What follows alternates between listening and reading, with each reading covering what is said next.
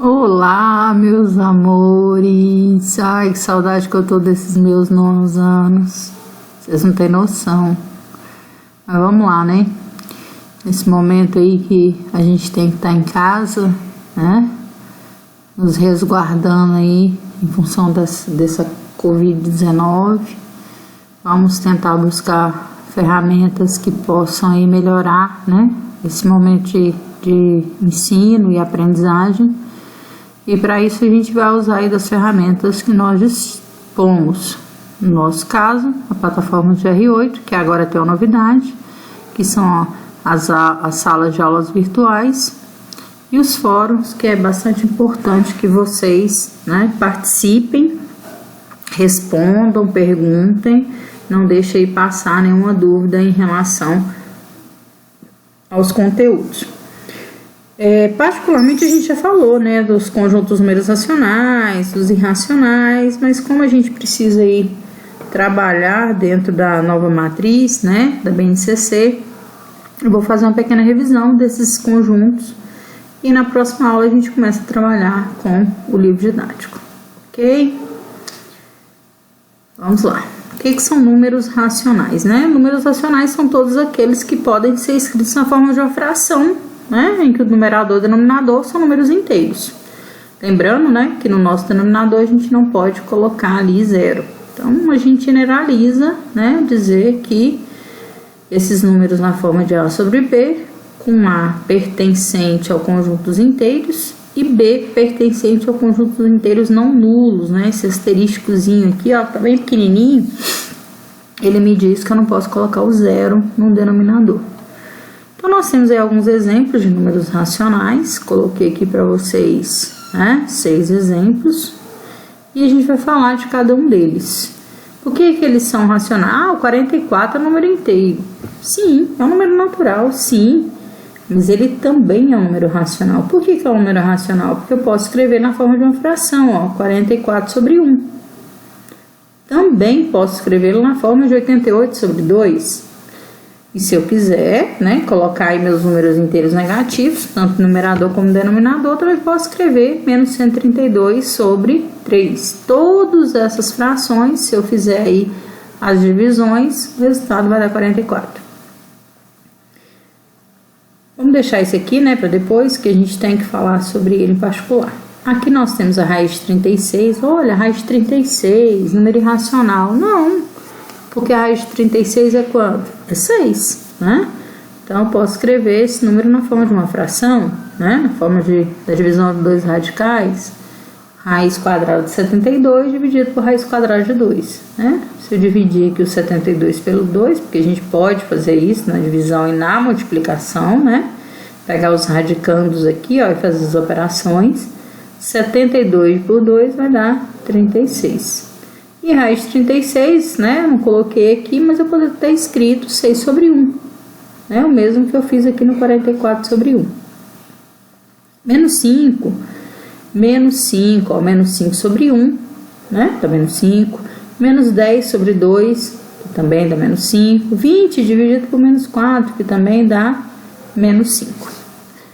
Aqui nós temos, né, 0,25, vocês viram que eu deixei 0,12 e, ó, a diferença aqui, ó, 0,12, aqui a gente tem uma reticências, aqui a gente não tem.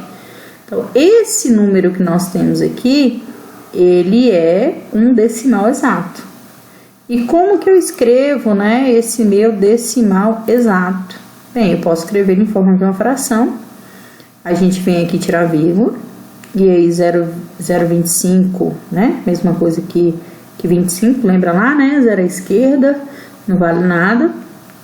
E aí, 25. Como eu tenho duas casas depois da vírgula, vai ser 25 sobre 100. Se eu tiver uma casa depois da vírgula, vai ser sobre 10. 3 casas após a vírgula, vai ser sobre 1000. E assim a gente vai acrescentando aí 0, né? Dependendo da quantidade de casas que nós tivemos após a vírgula. Então, 25 sobre 100, olha, mas 25 dá para dividir por 25, dá 1. E 100 também dá para dividir por 25, dá 4. Então, nós também aqui temos uma fração equivalente a essa, que que se eu dividir 1 por 4, vai dar o mesmo valor, aí o 0,25. Por que eu deixei aqui o 0,12 por último? Porque esse aqui é uma dízima periódica. Olha, tem uma reticências. O que significa essa reticências? Significa que esse número, né, ele tem infinitas casas decimais. Esse 12 aí, ele se repete infinitamente, 0,12, 12, 12, 12. E aí, mas mesmo com essa quantidade infinita de casas, eu ainda posso escrever esse número em forma de fração, né? Então, se a gente fizer aí todos os procedimentos necessários, a gente vai ver que 12 sobre 99, quando eu pegar para dividir, se quiser usar a calculadora para poder verificar, 12 sobre 99 vai dar 0,12. Mas se eu simplificar aqui, ó, essa fração, porque dá para me dividir tanto numerador quanto denominador por 3, 12 por 3, 4, 99 dividido por 3, 33. Se eu pegar a calculadora aí, agora, né, você pode pegar aí e fazer a conta, 44 dividido por 33 também vai dar 0,12, 12, 12, 12, quantas casas aí couber na sua calculadora. Ok? A gente já tinha falado sobre isso, a gente já tinha explicado, né? Eu já tinha explicado em sala de aula, nós já tínhamos feito alguns exemplos, é para a gente relembrar mesmo. Números irracionais, né? O que são os números irracionais? São os que não podem ser expressos em forma de uma fração, tá? Então, nós temos aqui o número mais famoso da matemática, que é o π, né? Menos 2π. Ó, apareceu o π, é um número irracional. Π sobre 2 é irracional. Raiz quadrada de 6 menos raiz quadrada de 17. Vai falar assim pra mim, mas por que a raiz quadrada lá de 36 deu 6, era número racional, e aqui não é? Porque essa raiz quadrada de menos 6, ela vai apresentar uma característica, assim como todos esses números que estão aqui, que é uma infinidade de casas decimais. Porém, esses números, eles não terão uma repetição, uma sequência de números, né, que eu consiga perceber que está sendo sempre a mesma. Então, como eles não são dízimas periódicas, então eles fazem parte do conjunto dos números irracionais. Exemplo, olha aqui, 0,23, 25, 26, 45, 78, ou seja, não tem uma sequência aqui que eu possa dizer que está se repetindo da mesma maneira. Nem nesse segundo exemplo aqui, 2,35, 42, 24, 45, 88, ou seja, não tem uma sequência aqui de repetição, o número não aparece sempre da mesma forma. A mesma coisa acontece aqui nesse último exemplo que nós temos. Então, eles são infinitos, tem infinitas casas decimais, não formam períodos, né? Não tem números que se repetem, então eles não são dízimas periódicas. Então, eles fazem parte aí do conjunto dos números irracionais. Como que surgiu, né, esse conjunto dos números irracionais? Surgiu da necessidade ali, né, do homem de medir, né, geometria, geo, terra, metria, medida da terra. Então, nossos estudos em geometria, eles reforçam aí a criação dos números irracionais. Principalmente quando a gente se refere às diagonais de um polígono, altura de um triângulo equilátero, cálculo da hipotenusa, né, utilizando o teorema de Pitágoras, a soma, né, o que diz o teorema de Pitágoras? Que a soma dos quadrados catetos é igual ao quadrado da hipotenusa, ou o quadrado da hipotenusa é igual à soma dos quadrados catetos. Então, considerando aqui um quadrado de 1 por 1, no livro de vocês tem essa representação, tá? Vamos calcular a medida da diagonal. Diagonal pega de um vértice ao outro, um vértice oposto ao outro. E essa medida aqui, né, num quadrado de 1 por 1, se eu for fazer essa conta aqui, lembrando que isso aqui forma um triângulo retângulo, então a gente usando aqui o teorema de Pitágoras, a gente vai chamar que a diagonal D, ela ao quadrado, é igual a 1 ao quadrado mais 1 ao quadrado. 1 ao quadrado é 1, né? 1 mais 1, 2. E como a gente quer só o valor da diagonal, a gente vai tirar tanto a raiz de um lado quanto do outro. Então, raiz quadrada de D ao quadrado é D, e a raiz quadrada de 2, né? Como não é um número exato, tá? a gente fala que ele é um número irracional. Na verdade, a gente afirma que ele é um número irracional. Então, se a gente for extrair essa raiz quadrada aí na calculadora, a gente vai encontrar que ele tem um período que não se repete. Então, é infinito, essa quantidade de casos após a vírgula, não forma um período que se repete sempre da mesma forma, então ele faz parte aí do conjunto dos números irracionais. Nesse conjunto, nós temos assim um pessoal muito famoso, né? Nós temos aí dois números bem famosos, que é o π, né? Que acho que é o mais famoso de todos, acho que todo mundo já ouviu falar do π, é um número irracional utilizado em geometria. E ele é descoberto por meio da divisão do comprimento da circunferência pela diagonal dessa circunferência. E sempre que eu faço essa conta, né, com instrumentos, eu vou me aproximar aí de 3,14, 15, 9, 2. Então, ele tem infinitas casas decimais. Então, nós temos aí um número, né, que não é uma dízima periódica, portanto, é um número irracional. Um outro número bem famoso, não tão famoso como o número π, é o número de ouro, né, o φ. A gente chama ele de divina proporção. Por quê? Porque é a proporção dos lados de um retângulo. E ele é considerado número irracional. E ele surge da relação, né, da sequência de Fibonacci, que é uma sequência muito interessante, tá? Esses números aqui, ó, fazem parte da sequência 1, 2, 3, 5, 8, 13. Aqui nós temos, né, aí a continuidade, eles são infinitos. Olha, o que acontece com essa sequência?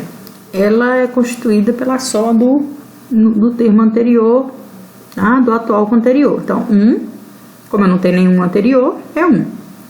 Agora, se eu pegar 1 mais 1, 2.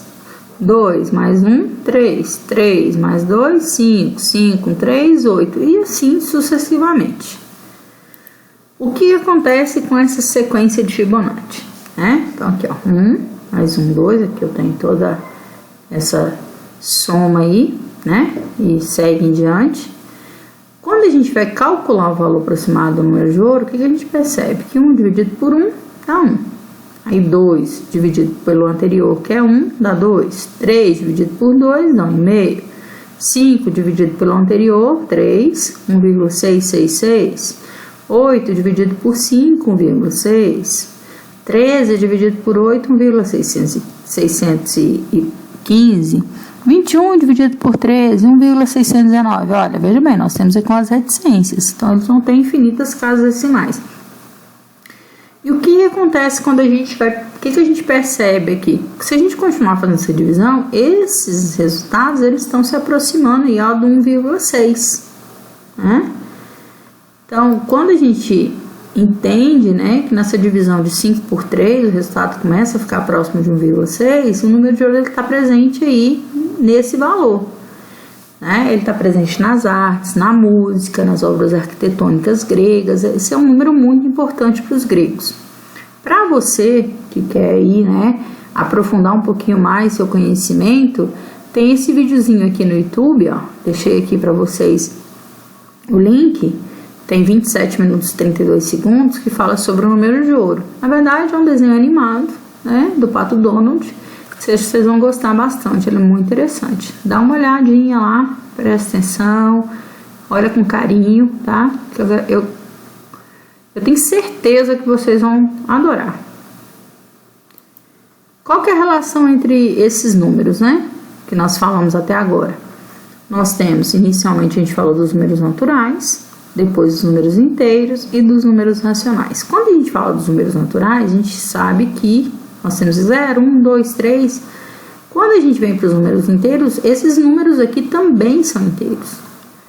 Quando a gente vai para os racionais, a gente percebe que todos esses números aqui, naturais inteiros, eles podem ser escritos na forma de racionais. Lembra lá dos exemplos que a gente deu lá dos números racionais. O 44, por exemplo, é 44 sobre 1. Então, ele é um número inteiro, ele é um número natural.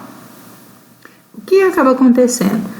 Os números irracionais, eles não têm relação alguma com esses números aqui. Eu não posso escrever ele em forma de fração, ele não é um número natural, ele não é um número inteiro.